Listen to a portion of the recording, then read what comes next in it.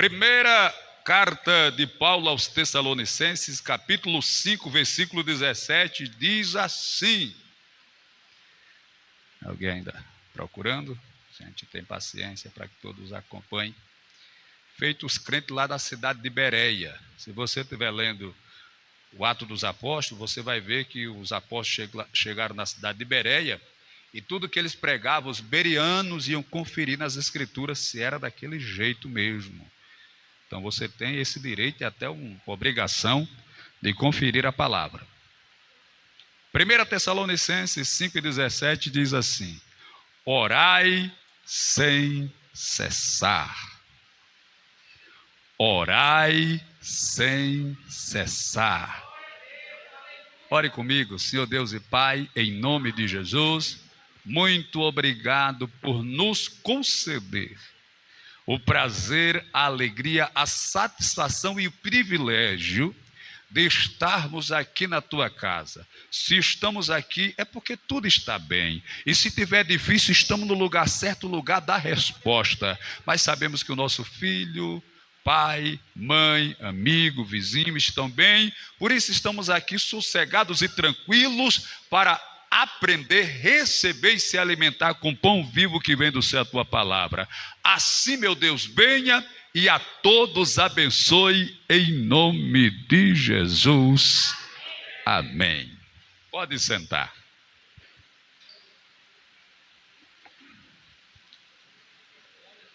Você se lembra quantas vezes o judeu ora por dia?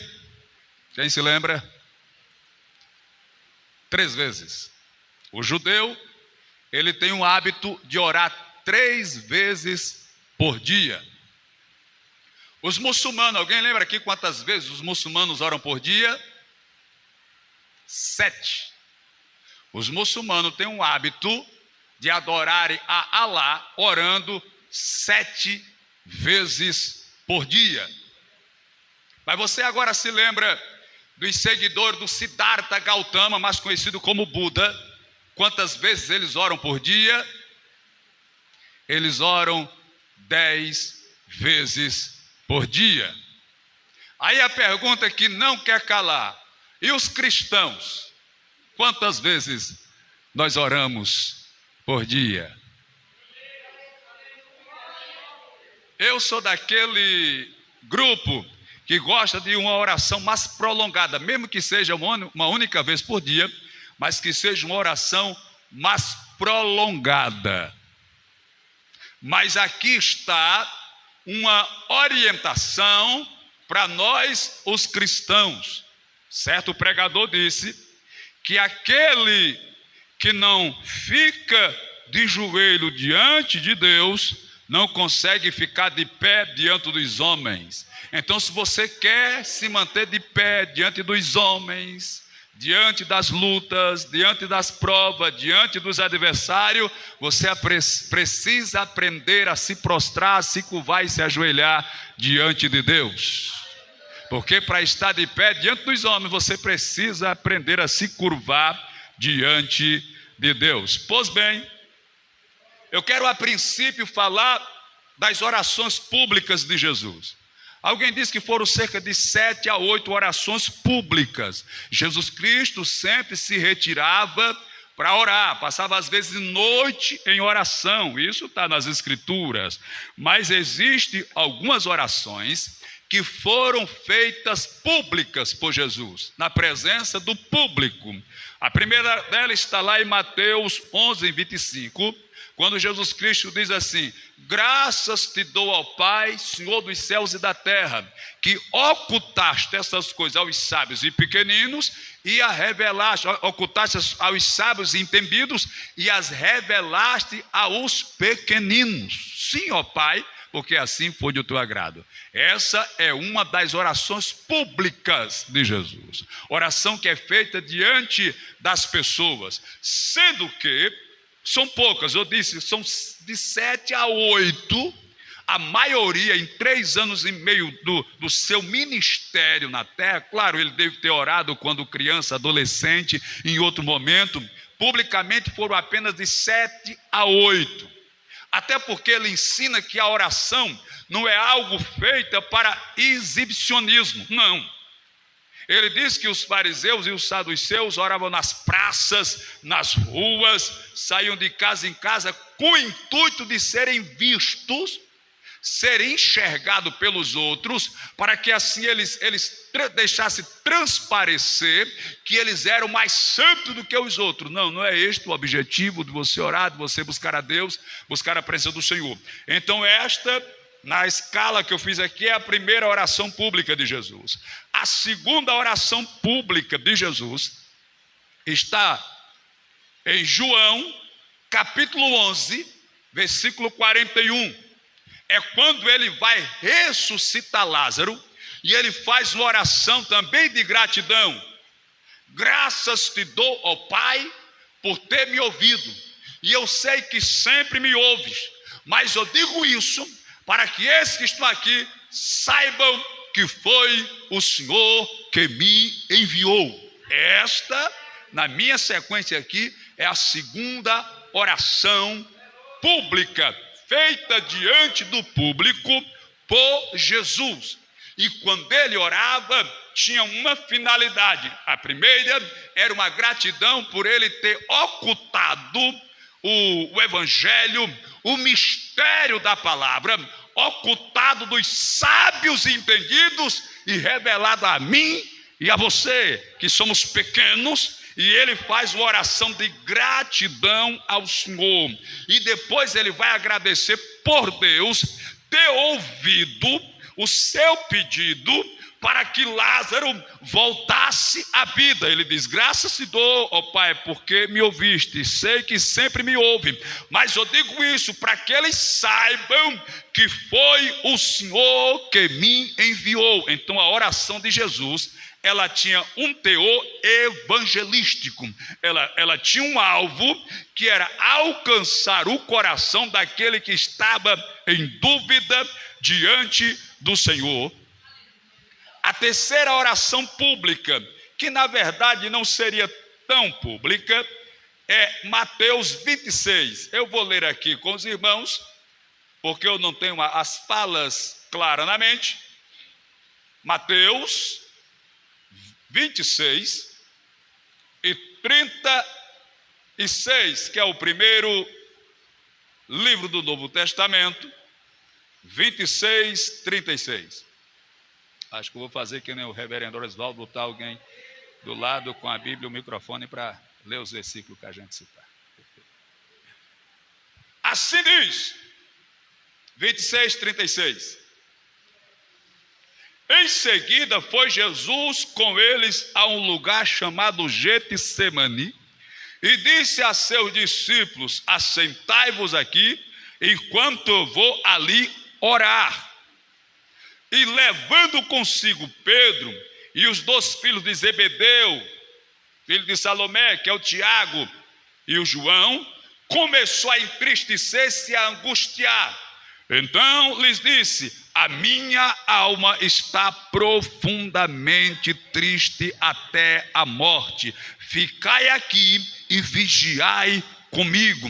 Adiantando-se um pouco, prostrou-se sobre o seu rosto, orando e dizendo: meu Pai, se possível, passe de mim este cálice.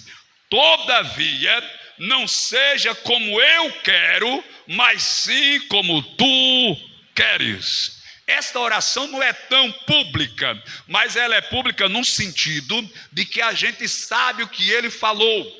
Está registrado o que ele falou. Quando se dirigiu em oração, ele dividiu os discípulos em 2 grupos. 8 ficaram aqui. Ele pegou 3 e foi mais além, porque o Judas estava no processo da traição, então só tinha 11. Mas de repente ele deixou Pedro, Tiago e João e foi mais além. E foi, tem a passagem que dá um tiro, se eu não me engano, de flecha, mais ou menos a distância de uma flecha, porque eu penso que ele estava preocupado em os discípulos ouvir o que ele ia falar. Porque veja, ele diz: a minha alma está angustiada, angustiada até a morte. É nesse momento que acontece aquele fenômeno, eu não acho que eu não vou lembrar a palavra, hematriose, hematritose, é uma coisa assim. É quando o seu suor, ele se transforma em gota de sangue, os seus poros, o pé do cabelo, ele se dilata com tanta força, a veia, os vasos sanguíneos, se dilata a ponto de sair sangue do corpo, porque ele está extremamente angustiado e agoniado. Então ele não quer que os seus discípulos percebam a sua agonia, percebam a sua angústia, percebam o seu medo. Então ele se retira e vai orar meio que no secreto. É por isso que tem coisas, irmão, que Jesus não revela para a gente. Porque a gente não tem estrutura para receber algumas revelações que o Eterno pode nos fazer. A gente pode ficar chocado, a gente pode ficar frustrado, a gente pode ficar desanimado, a gente pode até querer desistir da fé. Então tem coisas que Deus vai tratar no segredo, no secreto. Você só vai saber depois do resultado. Porque muitas coisas que Deus faz e opera, o homem não entende, está na Bíblia. O homem natural não compreende as coisas do Espírito de Deus. Então tem coisas que Deus não pode revelar, porque isso vai mexer com a sua estrutura, com o seu psicológico. Eu estou até meditando numa palavra, eu vi um pregador falando e ele falou algo, e eu vi que existe o natural, o antinatural e o sobrenatural. E o artificial. Depois eu desenvolvo a mensagem. Mas o homem natural, está na Bíblia, ele não consegue desenvolver ou entender. Então Jesus Cristo precisou orar no secreto. Mas aí, pastor João Vianney, de saudosa memória, ele disse que um dia os discípulos se dirigiram a Jesus querendo aprender a orar. E eles dizem o porquê eles querem aprender a orar.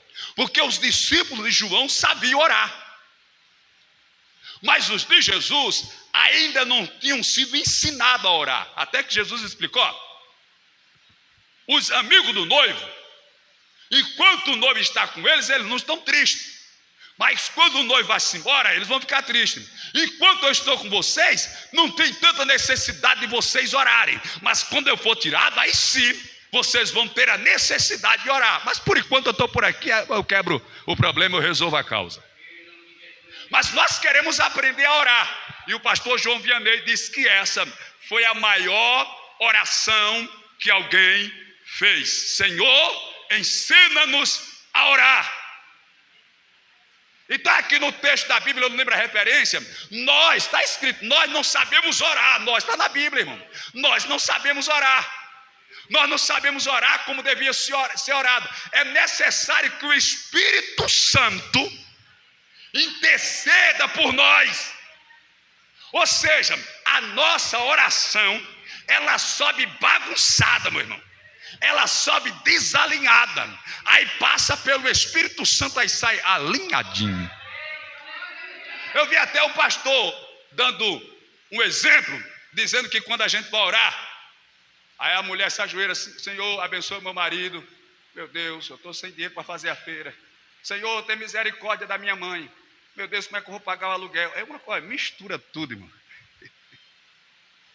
É um assunto em cima do... A gente faz assim, eu faço assim. Tem hora que eu estou orando, aí de repente eu já estou no outro assunto. Tem hora que eu estou pregando, eu começo orando. Aí vem um versículo na cabeça, aí eu já estou pregando na cabeça, na oração, meu irmão. Aleluia. Eu tenho um amigo que ele corta cabelo, é pastor, o pastor Tony. Ele disse que um dia foi tão puxado, mas ele trabalhou até umas 9 horas da noite, chegou em casa tão cansado, mas tão cansado, quebrado que só arroz de terceira. Pode rabiola. Rabiola é aquele rabicho que coloca na raia. Eu fui pesquisar. Ele estava tão cansado que se ajoelhou para dormir. Aí ele orou assim: Jesus, eu perdoo os teus pecados e a tua vida está nas minhas mãos. Peraí. Aí o Espírito Santo teve que alinhar a oração. Não, pai, ele não fez o que ele disse. Ele quis dizer o seguinte: pai, perdoa os meus pecados e a minha vida está nas tuas mãos. Deus. Aí os discípulos chegaram para o Senhor e disseram: Senhor, ensina-nos a orar. O doutor Tiago, quando ele escreve a sua carta, ele disse assim: olha, vocês nada têm porque vocês não pedem, e quando pedem não recebem porque pedis mal. Ou seja, a gente não sabe orar.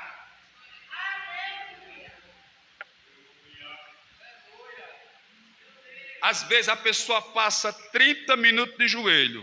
Senhor, pega ela, quebra a canela dela, faz o cabelo dela ficar pichainho. Olha que oração, pai.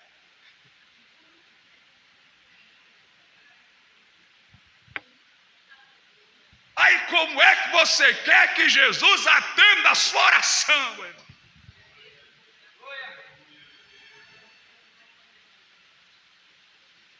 Jesus, não sei se o senhor ouviu, ela entrou na igreja com um sapato tão bonito, eu estava querendo comprar aquele sapato, Jesus. Ela comprou primeiro do que eu.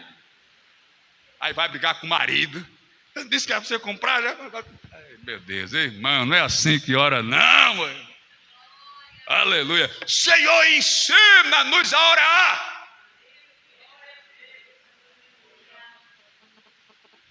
É por isso que alguém tem uma expressão, eu não sou muito fã, talvez eu não concorde muito, mas parece que faz sentido. Oração de macumbeiro, irmão. Oração contrária. Faz oração querendo ver a derrota, o fracasso do irmão. Então faça essa oração: Senhor, me ensina a orar.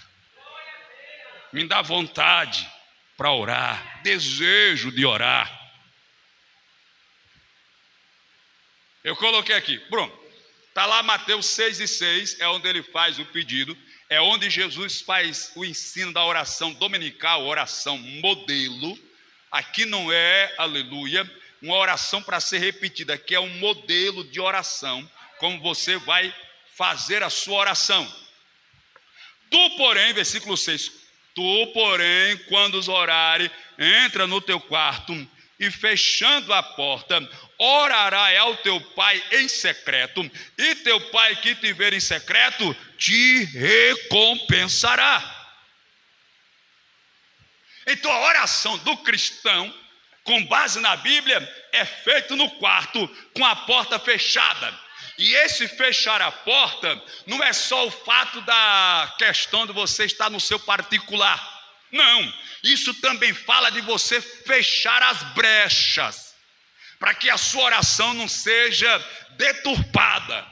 Então, quando for orar, entre no seu quarto. E orando, não useis de vãs repetição. É por isso que o Pai Nosso, que a gente assim denomina, oração dominical, oração modelo, não é uma coisa para você ficar falando repetidamente, usando a mesma palavra. É uma oração modelo. Não use de vãs repetições, que aí não seria mais uma oração. É interessante dizer isso aqui. Aquele Ivan Lima é o apresentador do canal, acho que é Mistério, coisa desconhecida, é uma coisa assim, eu não lembro bem o nome do canal. Ele disse que pegaram a IA, inteligência artificial, foram num programa da IA e pediram para ela analisar as orações da Bíblia, para ver se achava alguma conexão ou alguma divergência. E sabe o que foi que a IA descobriu? Que em todas as orações da Bíblia, por todos os homens da Bíblia, de antes e depois e durante, elas têm um padrão. Qual é o padrão, pastor, da oração? É que todas as orações dos homens de Deus da Bíblia, ela começa exaltando o nome do Senhor. Todas as orações feitas pelos personagens da Bíblia, Todas elas começam engrandecendo a Deus. Senhor, Tu és grande, Tu és poderoso, os nossos olhos estão postos em Ti, porque Tu és o Criador dos céus e da terra, Tu és o que domina, Tu és o que dá vitória, Tu és o que abre porta, Tu és o que faz milagre, Tu és aquele que pode, que tem e tal. Aí quando todos os oradores da Bíblia, ou aqueles que oraram, faz essa declaração diante de Deus, aí na sequência ele faz o pedido. Aí Aia mostrou que na verdade a oração tem a finalidade primeira de exaltar a Deus. Aquilo que você precisa é coisa secundária. A oração, ela tem o primeiro propósito de você engrandecer a Deus. É por isso que quando ele vai ensinar aqui a oração, ele diz, você vai começar orando assim, ó, Pai nosso que está no céu, santificado seja o teu nome. Primeiro você santifica e engrandece o nome do Senhor. Mas tem um paradigma quebrado aqui, um padrão quebrado aqui por Jesus, que ninguém até Jesus se dirigia a Deus com a expressão Pai.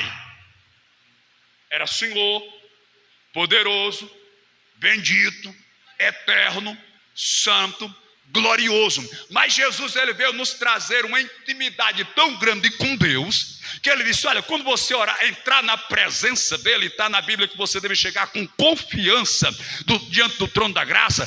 Você vai dizer assim, Pai nosso. Olha só, preste atenção, não é só seu não, viu?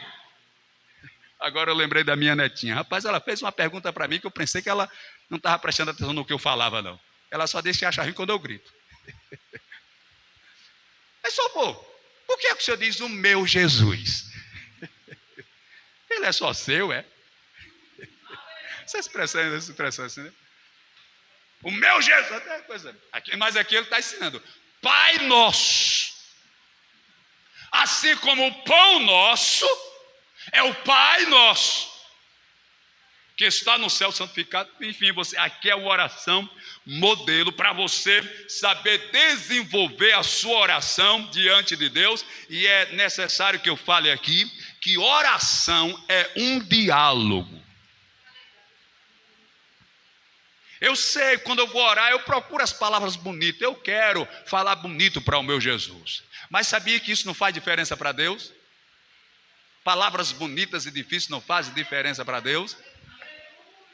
Eu lembro até de uma história. Um moço estava com uma filhinha em casa, doente, à beira da morte.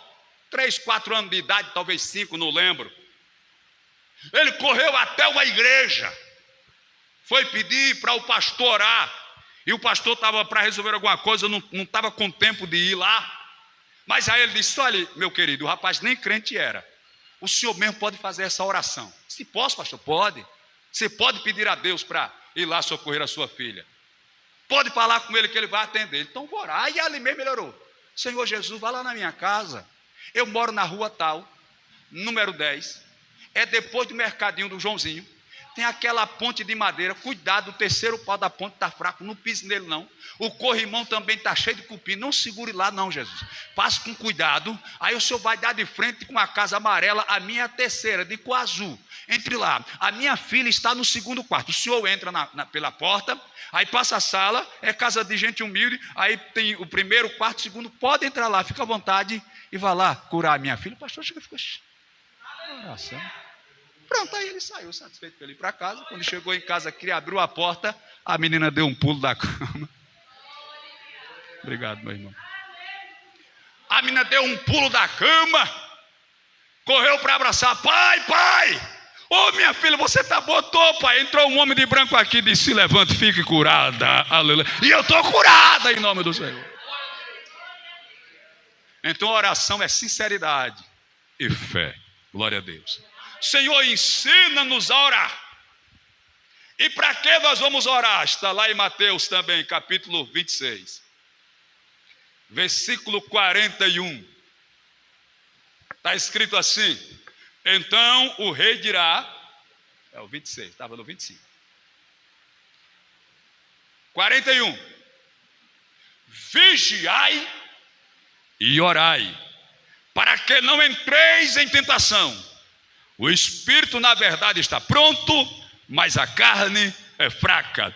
Então, um dos propósitos da oração é para que a gente possa resistir à tentação.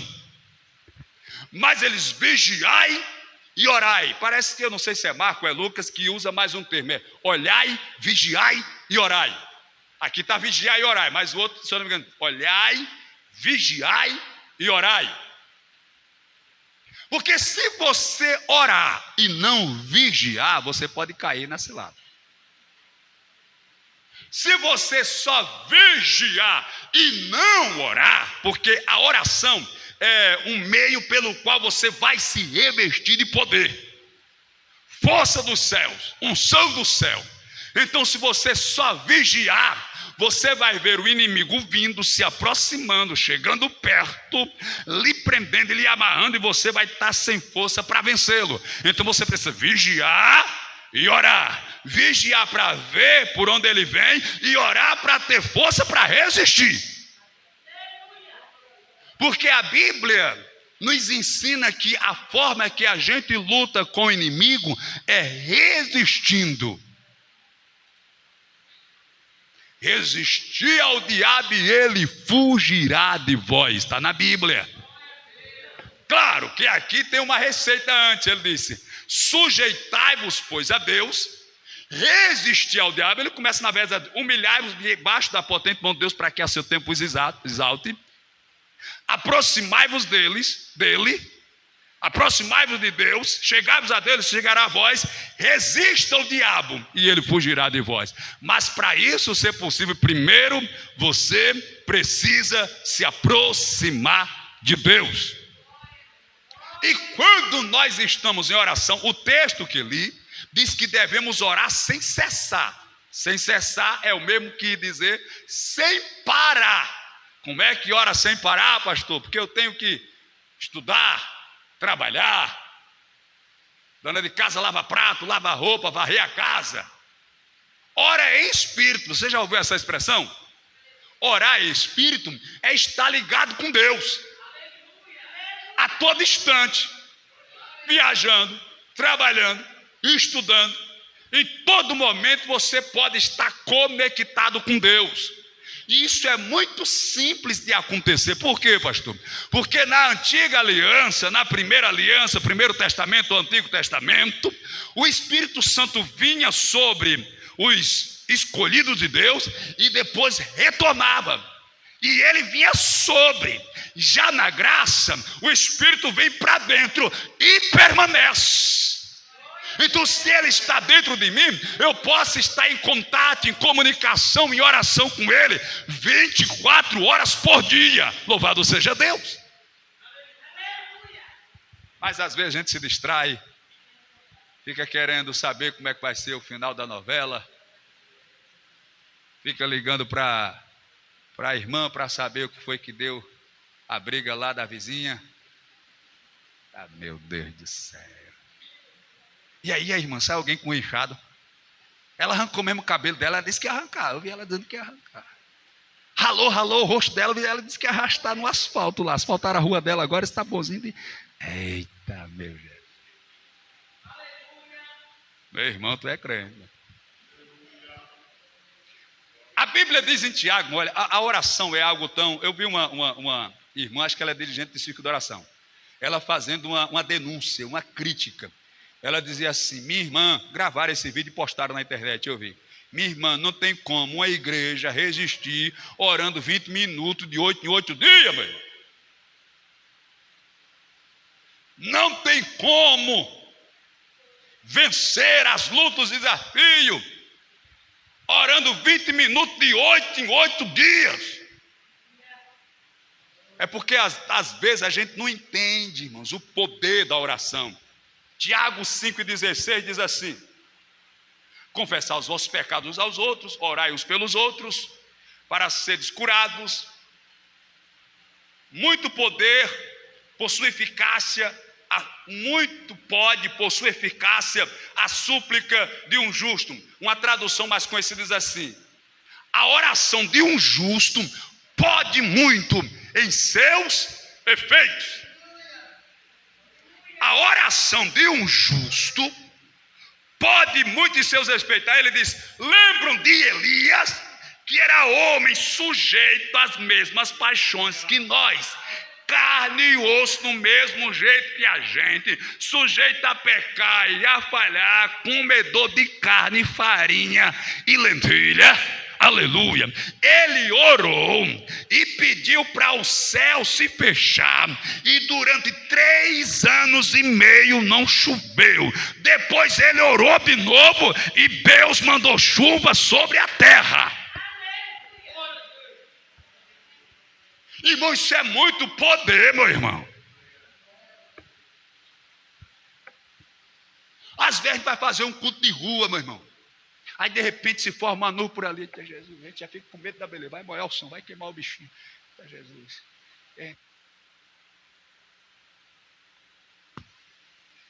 E a gente fica orando, meu irmão, e a chuva descendo. A nossa oração está fraca demais, meu irmão. Está fraca demais, meu irmão. Glória a Deus. Está entendendo o mistério, irmão?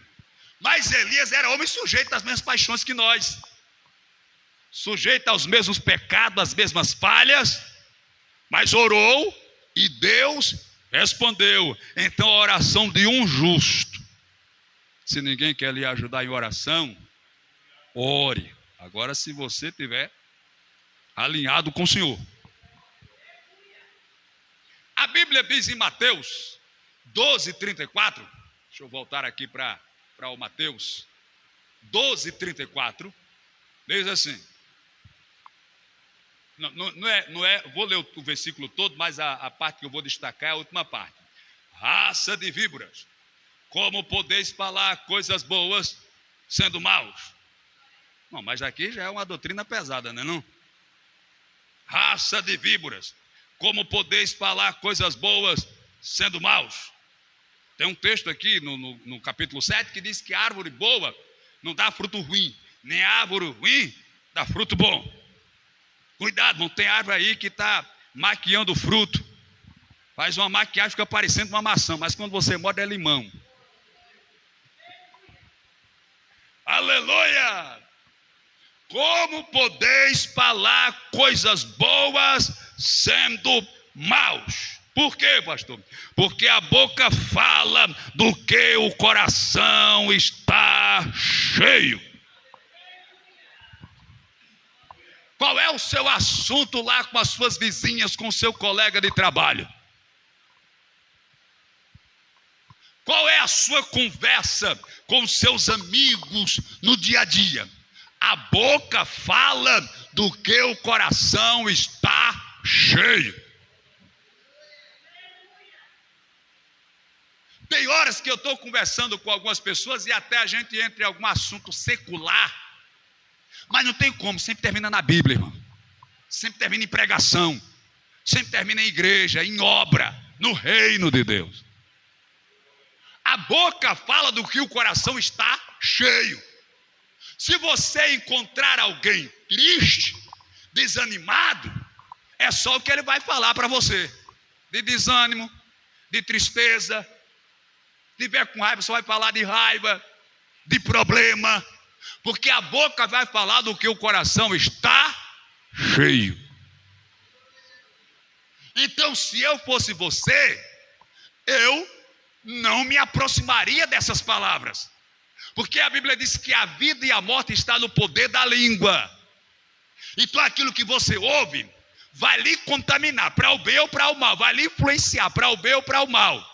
A boca fala do que o coração está cheio. Então, se você encontrar alguém triste, alguém desanimado, alguém frustrado, alguém revoltado, alguém indignado, é só o assunto que ele vai ter para falar com você. Agora, quando você encontra uma pessoa alegre, feliz, disposta, cheia do Espírito Santo, cheia da presença de Deus, cheia da palavra do Senhor, cheio de alegria do céu, é só o que ele tem para falar. Meu irmão, que culto abençoado! Que palavra boa, Deus usou o pastor, Deus usou o pregador. Se ouviu aquela irmã quando contou, meu irmão, o céu desceu, coisa boa. Não é nem o pastor, nem o pregador, nem um cantor, é porque ele está com o coração cheio, irmão. Porque quem está com o coração cheio não depende de vir de fora, porque ele já está com o coração cheio. Glória a Deus! A boca fala do que o coração está cheio. Mas lembre-se, você tem uma arma poderosa em sua mão, chamada oração. Uma oração já fez tanta coisa. Fez leão jejuar com fome de vários dias. Fez o fogo virar ar-condicionado. Fez um mar vermelho se abrir. Fez descer maná do céu, sair água da rocha. Fez parar o sol e a lua. Então, quando você aprender a usar com dedicação e afinco essa arma, você vai ver que as coisas vão mudar na sua vida. Mas agora eu quero falar da última oração de Jesus feita publicamente. É a última. E é longa. Não vou meditar nela toda, mas só em alguns versículos aqui. Capítulo 17 de João é conhecido como a oração sacerdotal, porque Jesus ele vai interceder pelos seus apóstolos, por isso tem esse nome de oração intercessória ou sacerdotal.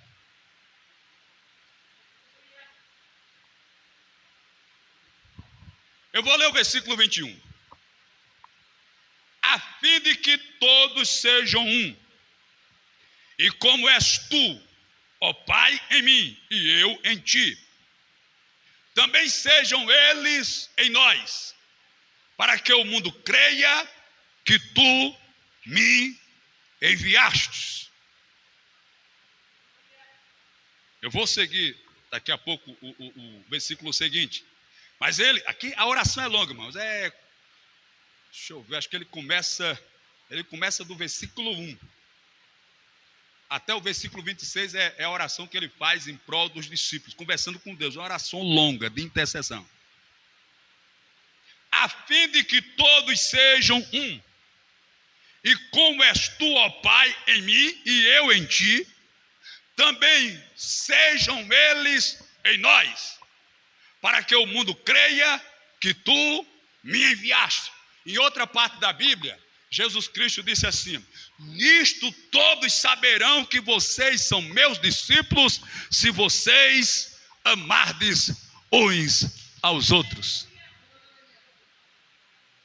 A única prova que Jesus Cristo deixa na Bíblia, que vai comprovar que nós somos seus discípulos, é quando nós conseguimos amar uns aos outros. Amados, amar não é uma coisa fácil. Jesus Cristo disse lá, capítulo acho que é o 5 de Mateus, amar a quem nos ama é fácil. Os pecadores também fazem isso. Os pecadores também amam quem os ama. Se alguém lhe agrada, normalmente você vai querer agradar aquela pessoa. Então, agradar quem lhe agrada é fácil. Ajudar quem lhe ajuda é fácil. Amar quem lhe ama é fácil. Agora ele disse: se alguém der um tapa na sua bochecha direita, tá, meu Deus, me lembrei agora do irmão Sabal. Eu já contei isso faz muito tempo, mas eu vou contar de novo. Eu tenho ali ainda 15 minutos, já tem mais de 15. O irmão Sabal ganhou um rapaz para Jesus, um jovem, meu irmão. O irmão Sabal ficou dentro daquele jovem, levava ele para o culto e trazia. Bora, ia lá na casa dele, se ajeita, eu vou lhe esperar. E foi, o irmão foi se firmando. O irmão estava com 15 dias de crente, mano. Aí o irmão Sabal estava esperando o ônibus no ponto para ir para casa, ele e o irmão. Aí apareceu um bêbado lá do outro lado da rua. E começou a zombar do irmão Sabal e do irmão novo convertido. Ah, os botas, são salvos, aleluia. Começou a xingar. E o rapaz só tinha 15 dias de crente, meio agitado ainda, vindo do mundão. Vou pegar ele, irmão. Não, rapaz, é assim mesmo, tem que se acostumar, tem que ter paz. Deixa para lá, ignore, dê bola não. E o camarada lá, sei o quê, papapá. Aí o irmão Sabal facilitou, o irmão passou para o outro lado. É o que você está dizendo com o crente, pai? Respeite os crentes. Aí o rapaz disse: eu ouvi dizer que se der um tapa na cara do crente, ele dá outra. Aí arrochou um tapa na cara do irmão. Eita, chega e estralou. O irmão Sabal não estava nem vendo. Quando viu o estralo, o pessoal até que virou para olhar. Aí o irmão olhou para o camarada e disse: agora, rapaz, olhe para o céu para você ver o castigo de Deus. Você me deu um tapa, foi. Agora olhe para o céu para ver o castigo de Deus. O rapaz levantou a cabeça assim para olhar para o céu, ele deu um murro assim. O castigo de Deus, ao invés de vir de cima para baixo, vem de baixo para cima, meu irmão. Cuidado, mas você é crente. Amar quem lhe ama é fácil. Falar bem de quem fala bem de você é fácil. Ser amigo de quem é seu amigo é fácil, meu irmão. Agora, quando alguém quer ver você caído, aí é que é pesado. Essa é a prova. Nisso todos, não tem como o mundo negar e dizer que você não é discípulo de Jesus, se você conseguir amar. Glória a Deus. A fim de que todos sejam um, e como és tu, ó Pai, em mim e eu em ti, também sejam em nós, sejam eles em nós, para que o mundo creia que me enviaste. Eu lhes tenho transmitido a glória que me tens dado, para que sejam um, como nós somos um.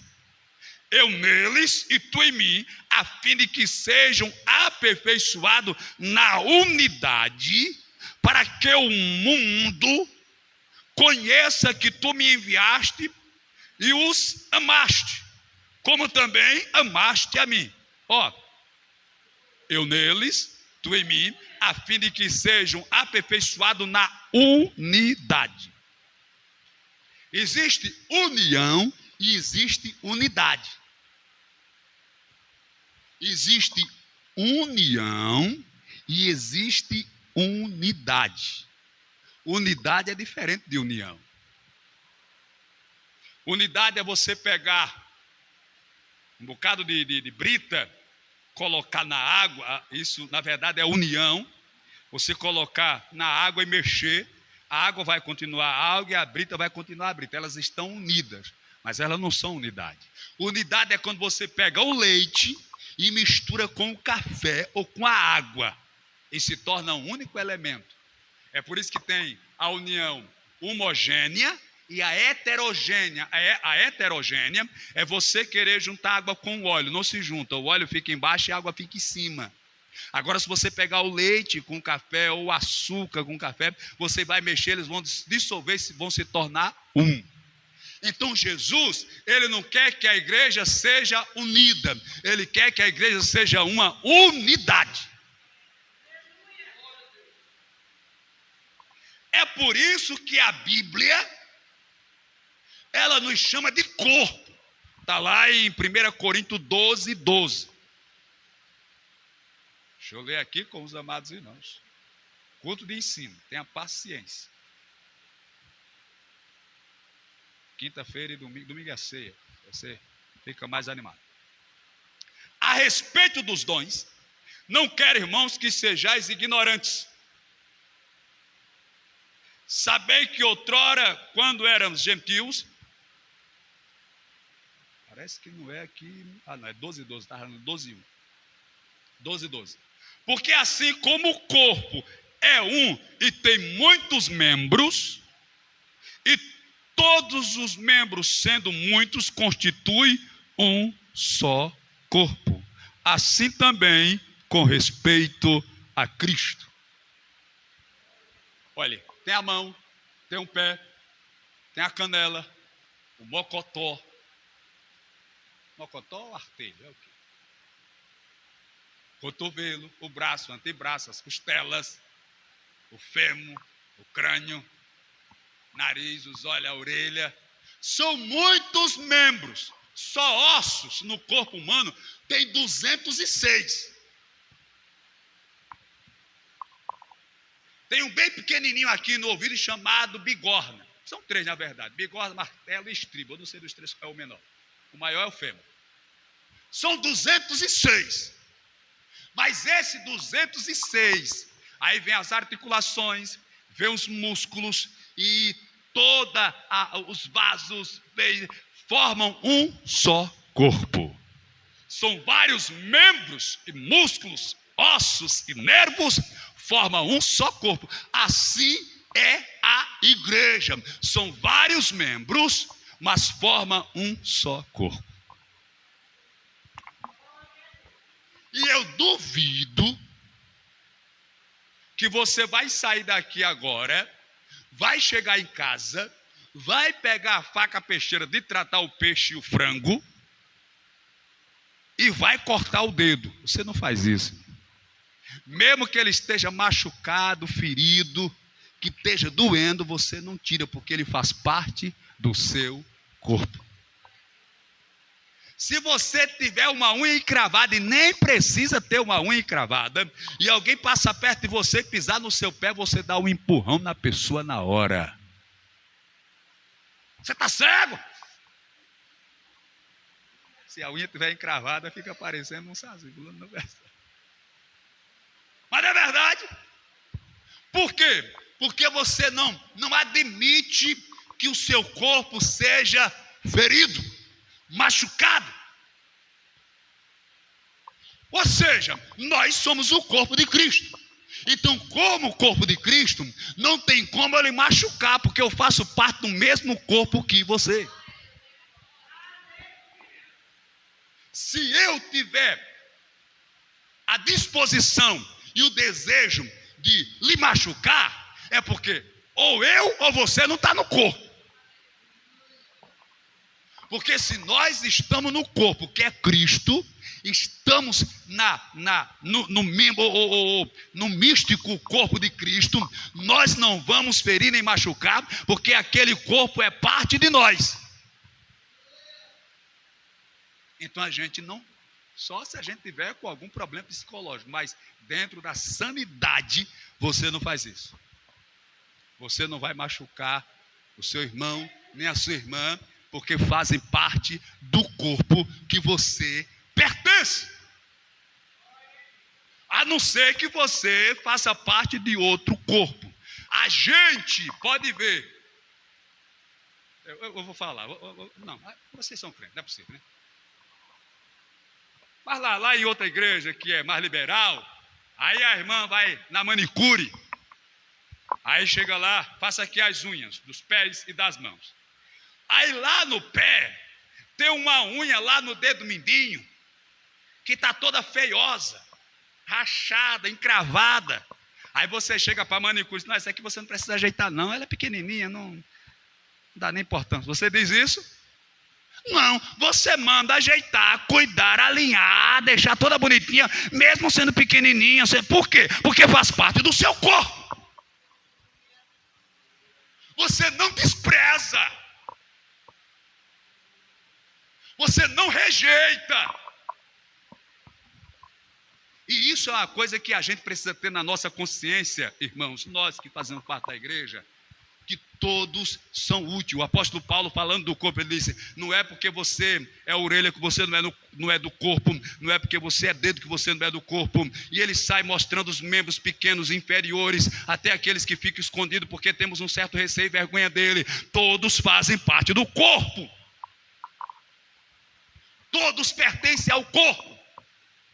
Então a gente não pode querer desprezar ou rejeitar. E tem uma coisa que às vezes eu me preocupo, até estava falando com alguém esses dias, que, por exemplo, nós tentamos fazer o corpo de Jesus desenvolver, porque corpo, irmão, ele tem que crescer.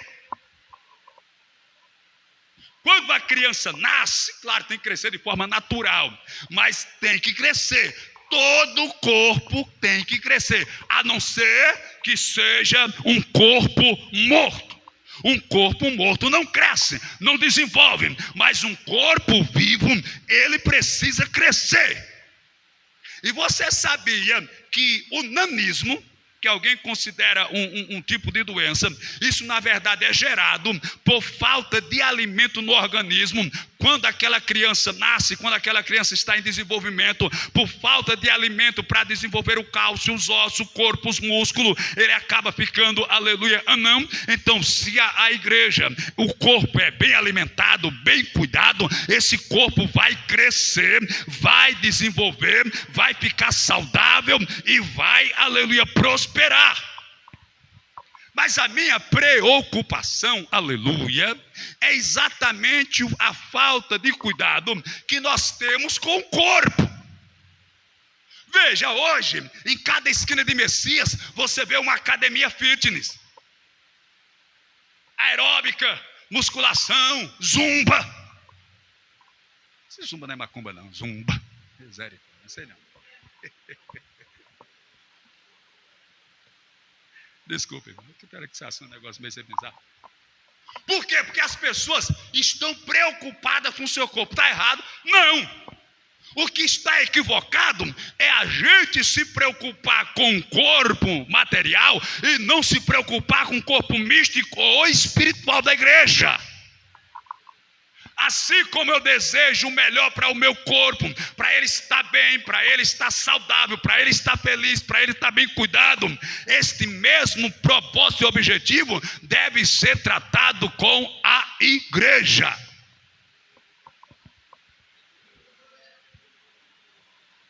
Eu rogo por eles, Pai, para que eles sejam um, como nós somos um. Você não pode ser aquela pessoa que fica torcendo pela derrota do seu irmão, pelo fracasso do seu irmão, feliz porque o seu irmão fracassou, feliz porque o seu irmão pecou, feliz porque o seu irmão desobedeceu, feliz porque o seu irmão falhou. Não, louvado, porque ele faz parte do seu corpo. A vitória dele é a sua vitória, a derrota dele é a sua derrota, a vergonha dele é a sua vergonha. Glória a Deus. Então Jesus, ele fez essa oração pública, apresentando os seus discípulos ao Senhor, para que eles fossem guardados, sarados, protegidos e pudessem ficar firmes, representando o reino de Deus na terra. E que esse mesmo propósito e objetivo também esteja na sua vida, queridos. Todos vocês, a meu ver, são importantes para essa obra, são importantes para esse ministério, são importantes para o reino de Deus. Todos, todos, todos. Eu agradeço aqueles irmãos que não perdem um culto, sempre está firme, sempre está constante, e a gente fica muito satisfeito em tê-los aqui. Eu estava até explicando para os irmãos, quem canta, quem prega, quem tem uma atividade na igreja, precisa ter essa habilidade de conquistar os irmãos. Porque, exemplo, se eu prego, mas eu não dou valor aos irmãos, não faço questão se os irmãos vêm ou não vêm, e quando vêm eu distrato os irmãos não vão querer vir. Então vou ficar aqui pregando para as paredes. Da mesma forma quem canta, quem tem qualquer atividade, irmãos. Então, se você não quer vir para o culto e não tem ninguém para ouvir a sua performance, ouvir você pregando, ouvir você cantando, ou tocando, ou qualquer atividade, você quer que tenha gente. Mas para que tenha gente, você precisa ser agradável, você precisa conquistar, precisa amar, precisa fazer como Jesus disse: se alguém bater na face direita, ofereça-lhe a outra. Não faça que nem o amigo do irmão Sabal. Faça não, seja crente, que Jesus vai te dar vitória. Amém? Fique de pé, por gentileza.